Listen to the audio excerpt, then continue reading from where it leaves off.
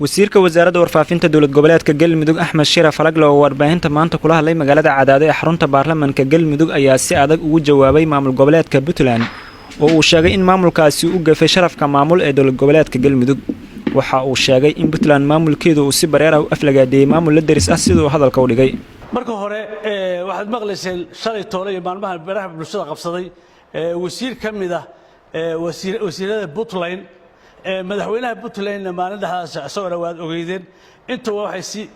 aan kala har lahayn ku aflagaadeeyeen ayadoo anaga ay noogu dambeysay ama ay noo joogto inaan walaalaanahay in wax naga dhaxeeyaan in nabad noo dhaxayso inaanu shaqo wada wadnay aflagaada aan meel loogu soo gaban isagoo si hadalaya wasiir Falagle waxa uu sheegay in Galmudug siyaasadda maanta in aan looga hadlin miis ay ka maqan taas oo cadeynaysa haybada maamul ee Galmudug ay maanta leedahay sida uu sheegay daciif waxa la yiraahdaa cidii siyaasadda ka harta ama meel hoose ka joogta dadka reer Puntland hooyadii Galmudug waxay ahaan jireen federaalka maantay maamulkii ugu liitay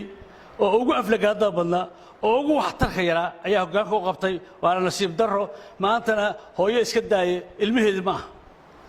anagu haddii siyaasaddayadu ay noqotay maanta ama federaal ha noqoto ama international ha noqoto ama maamul goboleed ha noqoto ama Soomaalida ha noqoto siyaasadda Axmed Cabdi Kaariye oo madaxweynaha Galmudug kursi uu safadin miiska Soomaaliya looga hadlo awoodda markan ka dhiman Galmudug magaca ka dhiman siyaasadda ka dhiman waxa weeye waxaan is leeyahay haddii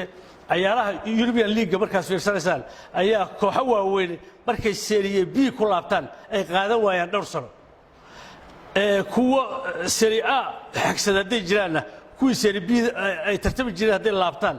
aad ay u culoobaan oo u xagxagtaan